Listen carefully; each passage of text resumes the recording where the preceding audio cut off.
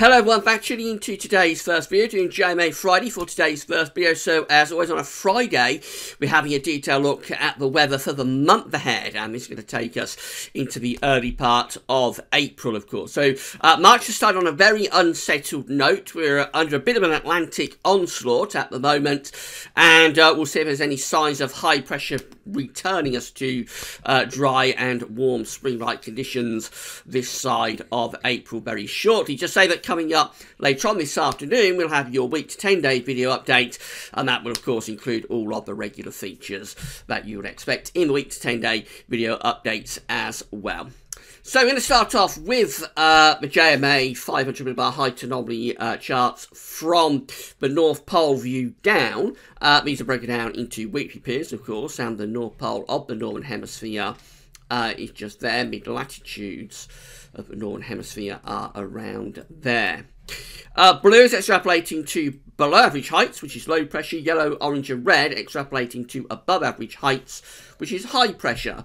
These are broken down to weekly periods. So the first weekly period will take us from the 8th through to the 15th of March. And the coming week looks very unsettled, with below average heights centred over the country. Big area of low pressure, very, very close to the UK. Above average heights down to our south and southwest. So this is a very Atlantic-driven type pattern. We're bringing the flow and the jet stream through the country rather like that. So, going to be very unsettled in the week ahead. There'll be showers or longer spells of rain with such a deep trough of low pressure close to the country. We're going to expect gale force winds at times. And this is the Atlantic onslaught that I spoke about a few minutes ago. That's going to continue for the next week.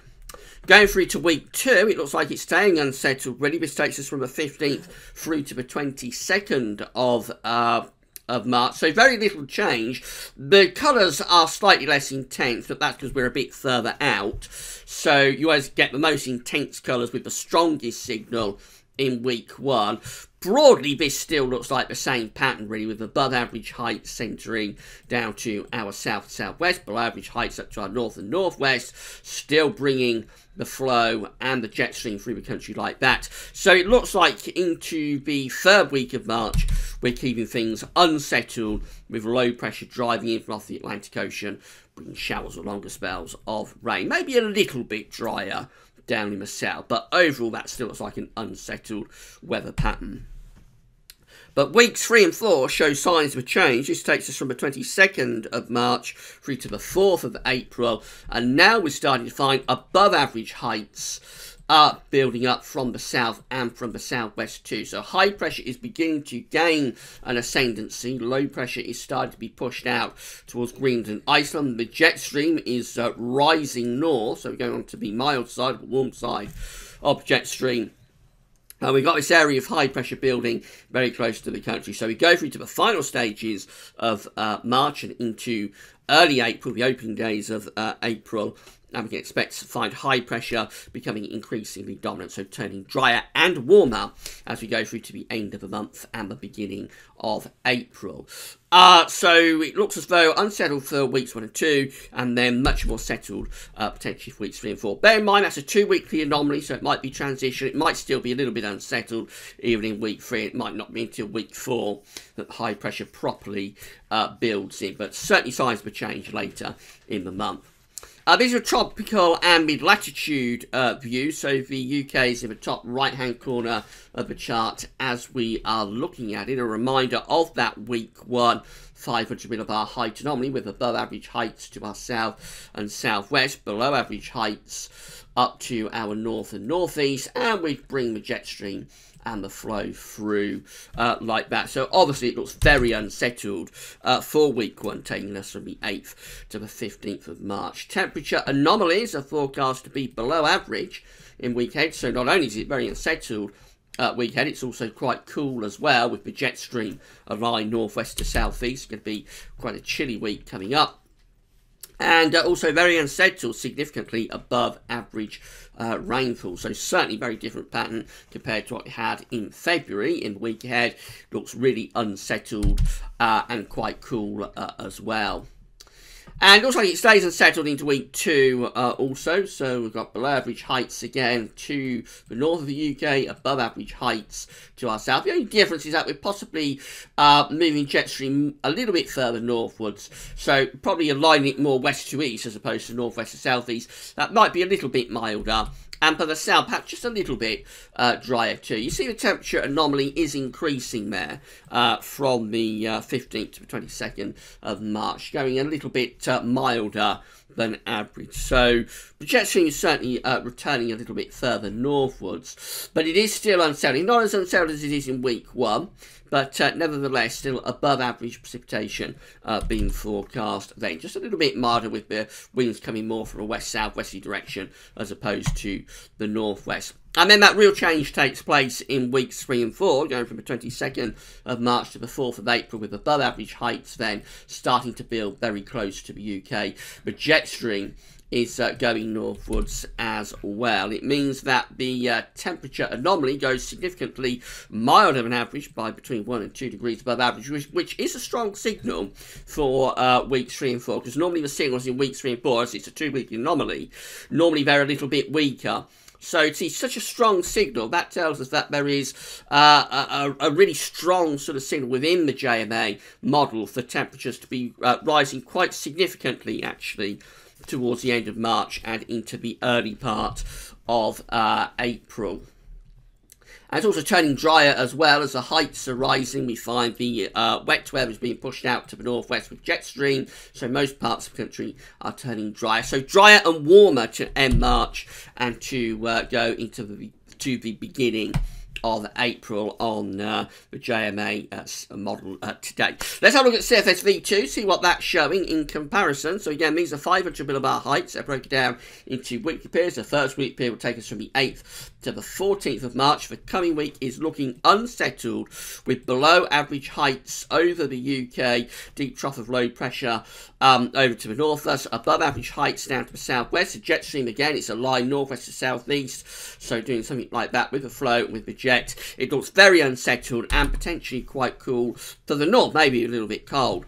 Then we go through to week 2, and this does actually look genuinely cold. The JMA doesn't show this, but this is the 15th to the 21st of March, where we've got a trough of below average heights over Scandinavia, stretching down into central parts of Europe, with above average heights to our west, and also going up towards Greenland, so to our northwest as well. This would send the wind directly into the north, potentially, so that could be genuinely quite cold and wintry as we go from the 15th to the 21st March. I mean, week 1 is unsettled and chilly, and certainly for the north, there's a bit of wintry potential.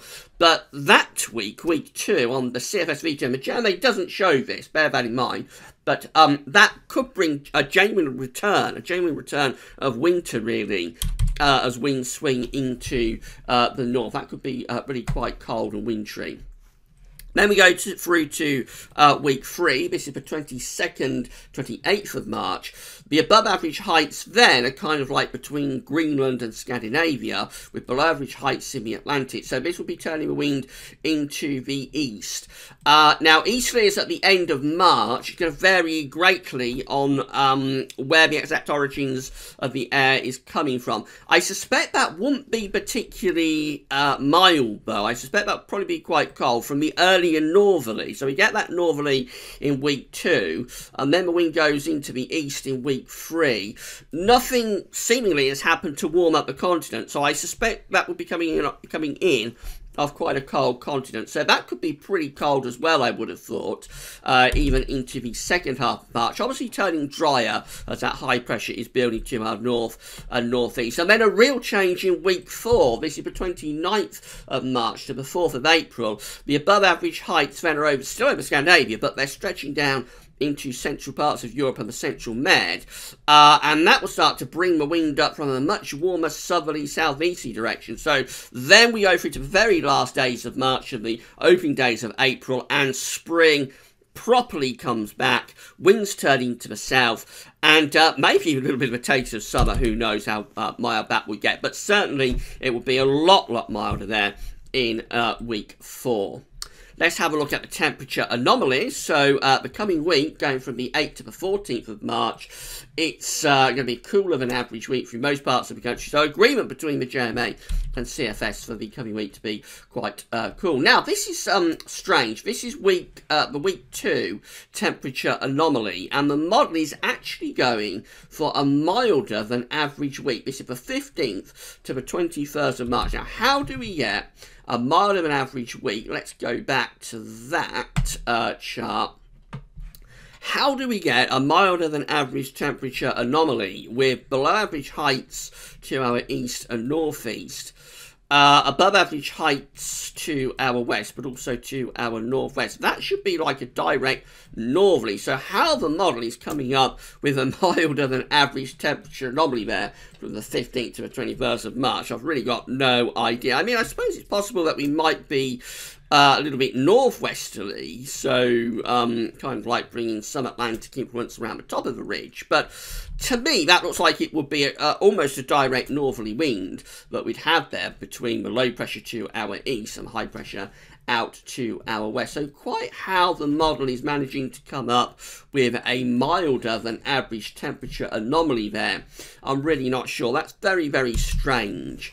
What the CFS is doing in that week in comparison to its height anomaly. So I would ignore that milder than average temperature anomaly. I'd suggest that that's likely to be a cold than average week if that 500 millibar height anomaly came off.